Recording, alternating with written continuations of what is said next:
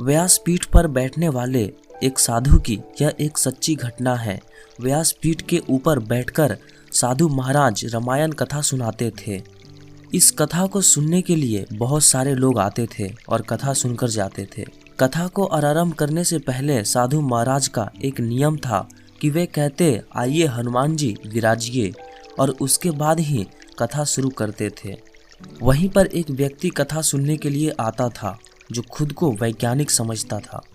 जब कई बार साधु से यह बात सुनी तो उसे लगा कि यदि साधु ऐसा कहते तो क्या सचमुच में हनुमान जी आते ही होंगे।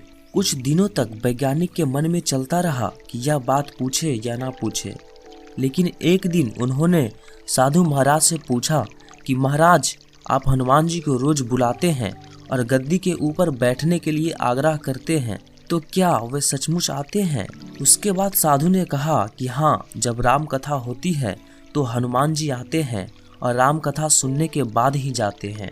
अब वैज्ञानिकों को तो सबूत चाहिए था, तो बोला, ऐसे बात नहीं बनेगी। यदि हनुमान जी आपके यहाँ पर आते हैं तो आपको सबूत देना होगा। हम कैसे मान लें कि हनुमान जी यहाँ पर आते हैं?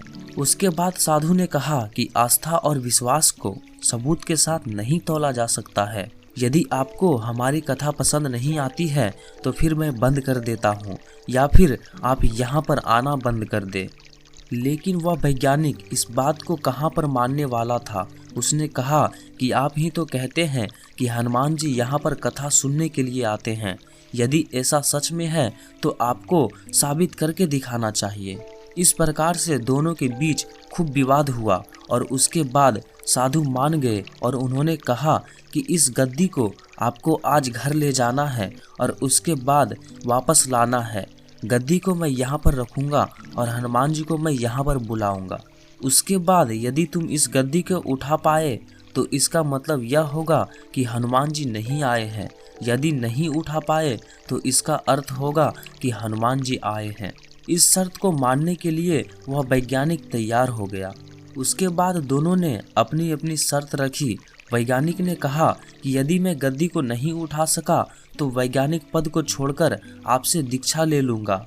और संत ने कहा कि यदि हनुमान जी नहीं आए तो मैं आपके यहाँ पर चपरासी करने लग जाऊँगा। यह परीक्षा की नाम पूरे शहर के अंदर, और जो लोग कथा सुनने के लिए नहीं आते थे वे भी आज देखने के लिए आए थे। भक्ति, प्रेम और विश्वास की परीक्षा होने वाली थी। उसके बाद गद्दी वहाँ पर रखी गई और साधु बोले, आइए महाराज पधारिए। उसके बाद साधु मन ही मन बोले कि महाराज, आज आस्था का प्रश्न है, आप रक्षा करें। उसके बाद वैज्ञानिक को बुलाया गया और उन्होंने 3 बार गद्दी को उठाने का प्रयास किया, लेकिन गद्दी 1 इंच भी नहीं हिल सकी। उसके बाद वैज्ञानिक साधु के पैरों में गिर पड़ा और बोले, सचमुच आपकी भक्ति सच्ची है।